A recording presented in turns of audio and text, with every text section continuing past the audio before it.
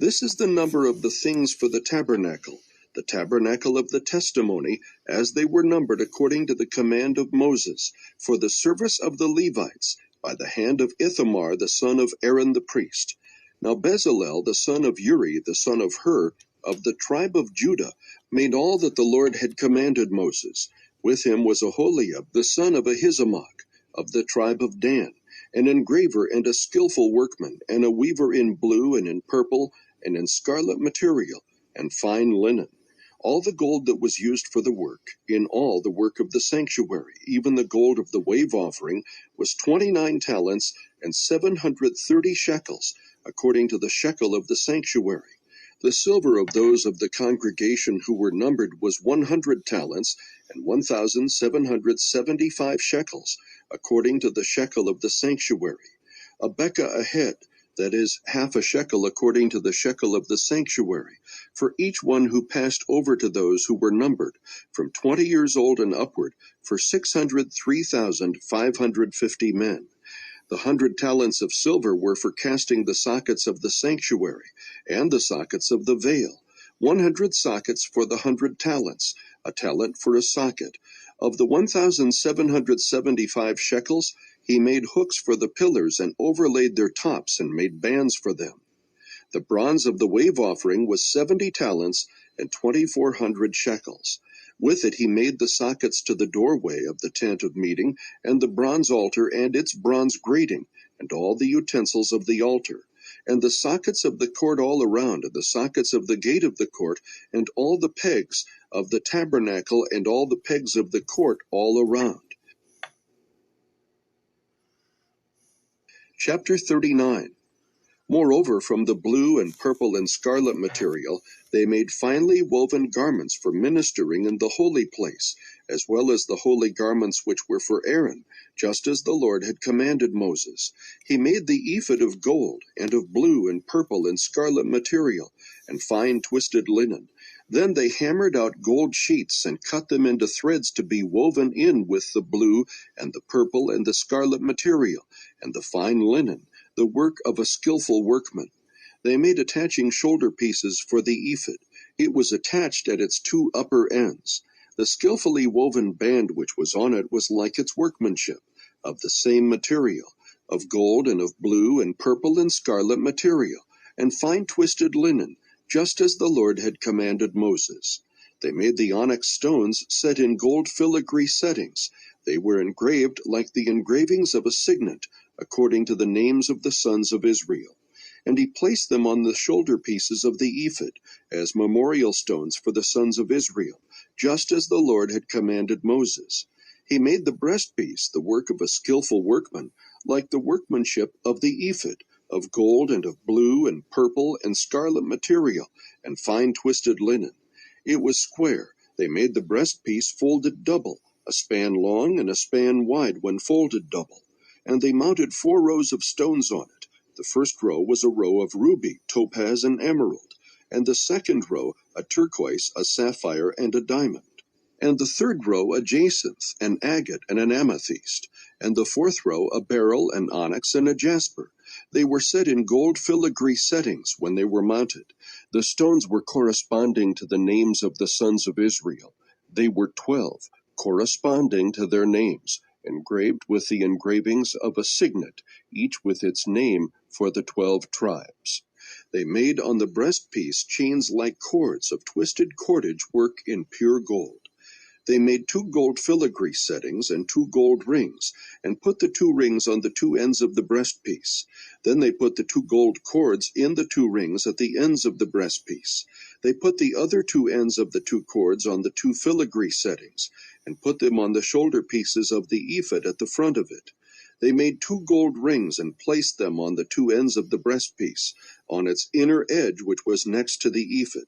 Furthermore, they made 2 gold rings and placed them on the bottom of the 2 shoulder pieces of the ephod, on the front of it, close to the place where it joined, above the woven band of the ephod. They bound the breastpiece by its rings to the rings of the ephod with a blue cord, so that it would be on the woven band of the ephod. and that the breastpiece would not come loose from the ephod, just as the Lord had commanded Moses. Then he made the robe of the ephod of woven work, all of blue, and the opening of the robe was at the top in the center, as the opening of a coat of mail, with a binding all around its opening, so that it would not be torn. They made pomegranates of blue and purple and scarlet material, and twisted linen on the hem of the robe.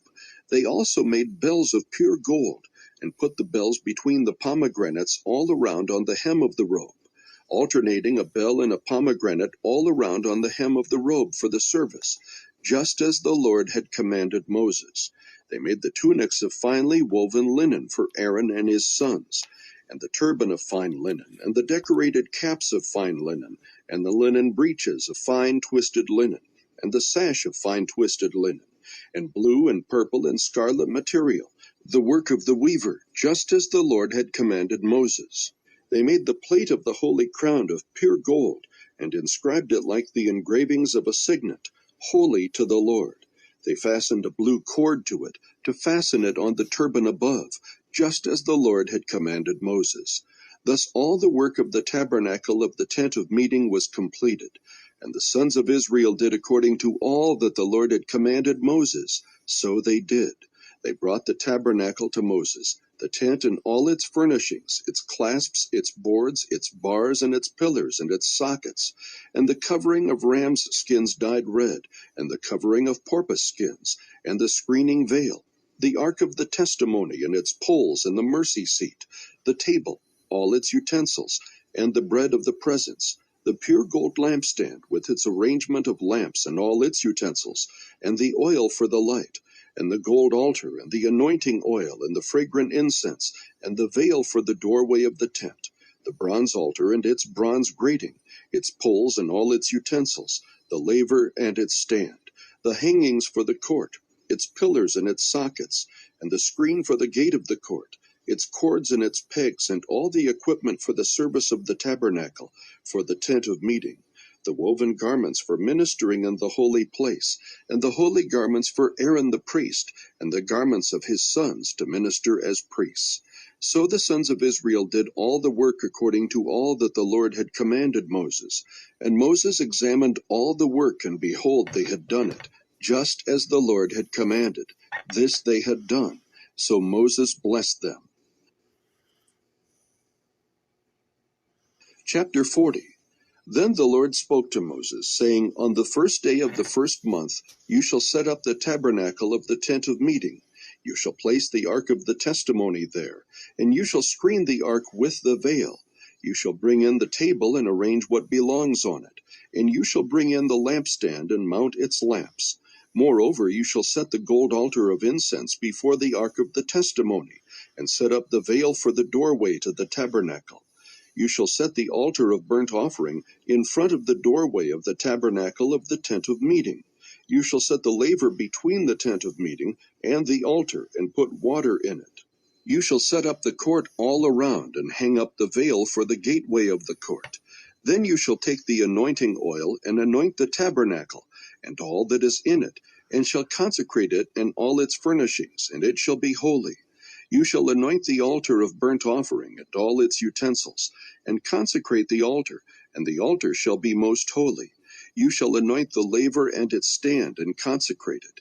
Then you shall bring Aaron and his sons to the doorway of the tent of meeting, and wash them with water. You shall put the holy garments on Aaron, and anoint him, and consecrate him, that he may minister as a priest to me. You shall bring his sons, and put tunics on them.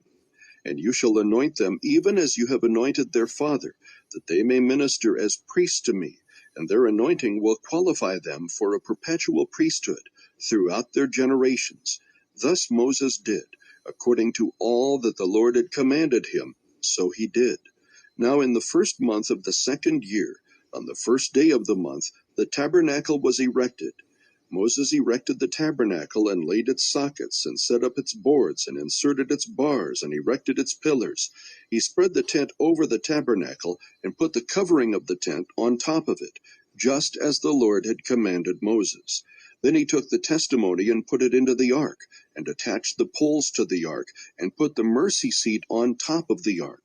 He brought the ark into the tabernacle, and set up a veil for the screen, and screened off the ark of the testimony, just as the Lord had commanded Moses. Then he put the table in the tent of meeting on the north side of the tabernacle, outside the veil. He set the arrangement of bread in order on it before the Lord, just as the Lord had commanded Moses. Then he placed the lampstand in the tent of meeting, opposite the table, on the south side of the tabernacle. He lighted the lamps before the Lord, just as the Lord had commanded Moses. Then he placed the gold altar in the tent of meeting in front of the veil, and he burned fragrant incense on it, just as the Lord had commanded Moses. Then he set up the veil for the doorway of the tabernacle.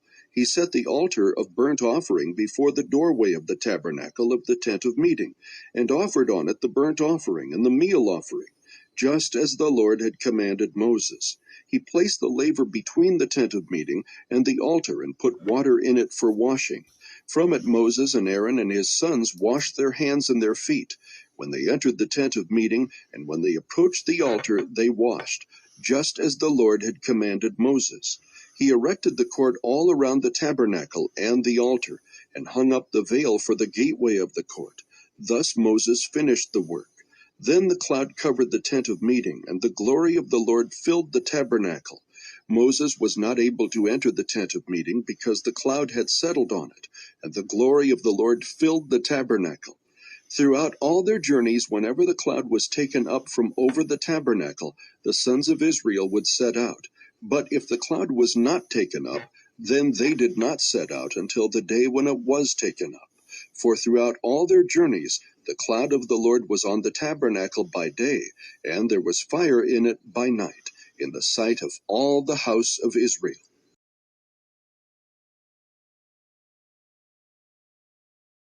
Thus all the work that King Solomon performed in the house of the Lord was finished. And Solomon brought in the things dedicated by his father David, the silver and the gold and the utensils, and he put them in the treasuries of the house of the Lord. Chapter 8. Then Solomon assembled the elders of Israel and all the heads of the tribes, the leaders of the fathers' households of the sons of Israel, to King Solomon in Jerusalem, to bring up the ark of the covenant of the Lord from the city of David, which is Zion. All the men of Israel assembled themselves to King Solomon at the feast, in the month Ethanim, which is the 7th month. Then all the elders of Israel came, and the priests took up the ark. They brought up the ark of the Lord and the tent of meeting, and all the holy utensils which were in the tent, and the priests and the Levites brought them up. And King Solomon and all the congregation of Israel who were assembled to him were with him before the ark, sacrificing so many sheep and oxen they could not be counted or numbered. Then the priests brought the ark of the covenant of the Lord to its place, into the inner sanctuary of the house, to the most holy place, under the wings of the cherubim. For the cherubim spread their wings over the place of the ark, and the cherubim made a covering over the ark and its poles from above. But the poles were so long that the ends of the poles could be seen from the holy place, before the inner sanctuary, but they could not be seen outside. They are there to this day. There was nothing in the ark except the 2 tablets of stone which Moses put there at Horeb, where the Lord made a covenant with the sons of Israel when they came out of the land of Egypt. It happened that when the priests came from the holy place, the cloud filled the house of the Lord, so that the priests could not stand to minister because of the cloud, for the glory of the Lord filled the house of the Lord. Then Solomon said, "The Lord has said that he would dwell in the thick cloud. I have surely built you a lofty house, a place for your dwelling forever." Then the king faced about and blessed all the assembly of Israel, while all the assembly of Israel was standing. He said, "Blessed be the Lord, the God of Israel, who spoke with his mouth to my father David, and has fulfilled it with his hand, saying, Since the day that I brought my people Israel from Egypt, I did not choose a city out of all the tribes of Israel in which to build a house, that my name might be there, but I chose David to be over my people Israel. Now it was in the heart of my father David to build a house for the name of the Lord, the God of Israel. But the Lord said to my father David, Because it was in your heart to build a house for my name, you did well that it was in your heart. Nevertheless, you shall not build the house, but your son who will be born to you, he will build the house for my name. Now the Lord has fulfilled his word which he spoke, for I have risen in place of my father David, and sit on the throne of Israel as the Lord promised, and have built the house for the name of the Lord, the God of Israel. There I have set a place for the ark, in which is the covenant of the Lord, which he made with our fathers when he brought them from the land of Egypt.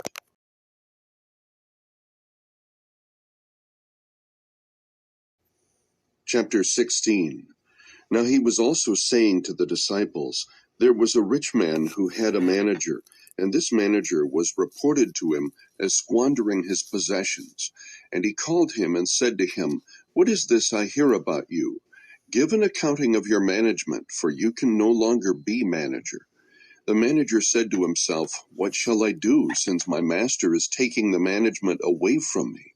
I am not strong enough to dig. I am ashamed to beg. I know what I shall do, so that when I am removed from the management, people will welcome me into their homes. And he summoned each one of his master's debtors, and he began saying to the first, how much do you owe my master? And he said, 100 measures of oil. And he said to him, take your bill and sit down quickly and write 50.